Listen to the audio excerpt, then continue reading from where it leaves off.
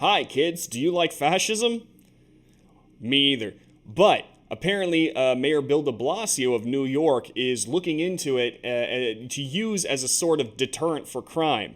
What do I mean by that? Right now, up at redstate.com, we have this on the front page. Bill de Blasio seems to endorse straight-up fascism, and his idea is absolutely insane. This was written by Bonci, and he is absolutely correct. This is insane. It's at best disturbing.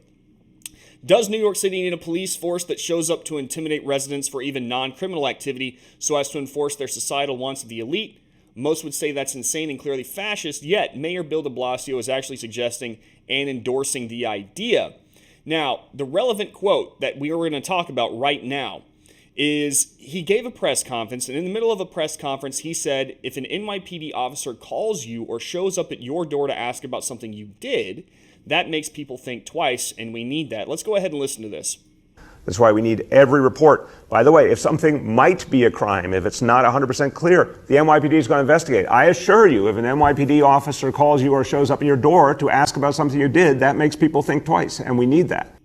So effectively, what he's trying to do is utilize the police force to not just be a preventative force, but to put residents in line by showing up their door or calling them, showing up at their door and calling them, and effectively intimidating them into behaving.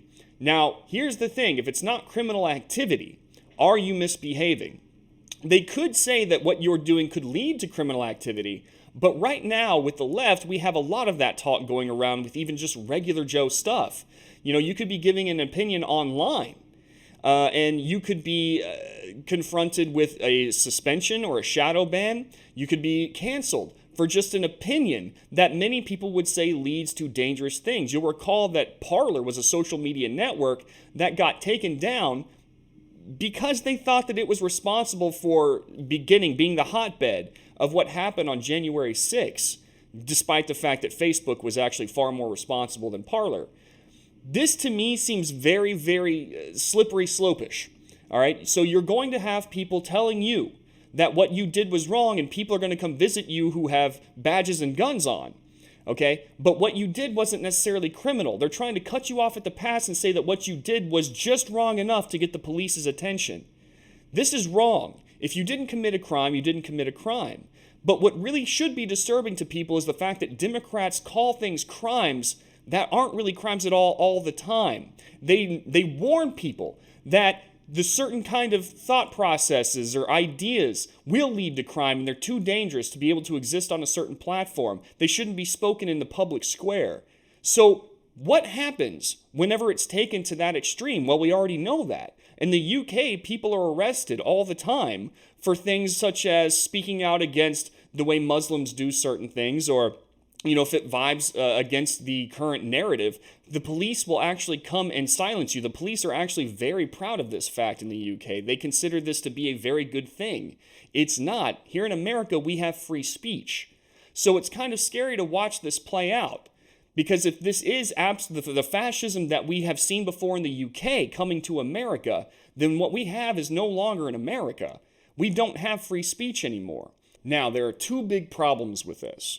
One is Mayor Bill de Blasio is effectively trying to stomp on your First Amendment rights. This is an inescapable fact. He is looking at what is likely going to be a speech issue, or if you show up at a protest somewhere that he doesn't like, he's going to send officers to your door to effectively intimidate you into silence or to get you to stop doing whatever you're doing. That's issue number one. Issue number two, and this is likely going to be a bigger issue in the long run, is the fact that he is sending police officers to people's homes to confront them for not committing a crime, for committing something that he considers to be inappropriate. Now, we have police in the media right now being demonized constantly. Every single flaw that they have is highlighted, and if they can't find a flaw with a police officer, they'll invent one.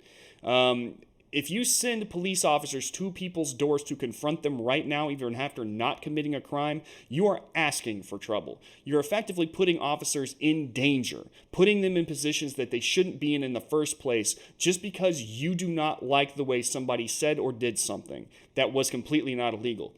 Again, if you didn't commit a crime, you didn't commit a crime. And if police show up to your door because you didn't commit a crime, there will be confrontation. It opens up confrontation. It opens up things to get far worse, whether it's putting police officers in danger or someone reacting in a way that actually puts themselves in danger. This is not a good idea on any measure. This is an irresponsible idea, is what it is. Mayor Bill de Blasio needs to think long and hard about what he's trying to push right now, because he could get a lot of people hurt and unnecessarily as he tries to stomp on their First Amendment rights. We'll see you in the next video.